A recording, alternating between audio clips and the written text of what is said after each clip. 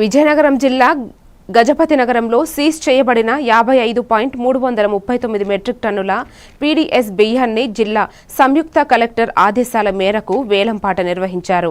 ఈ వేలంపాటలో 5గురు పాల్గొన్నారు.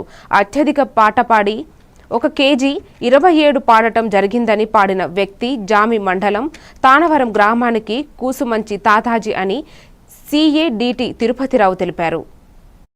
ఆదేశాల మేరకు వేలం వేయడం జరిగింది. ఈ వేలంలో 5గురు పాల్గొన్నారు. 5గురులో మనకు అత్యధిక ధర అంటే 27 రూపాయలు, కేజీ 27 రూపాయలకు మన ఎవరు కుసుమంచి తాతాజీ అనే ఆయన పాడడం జరిగింది.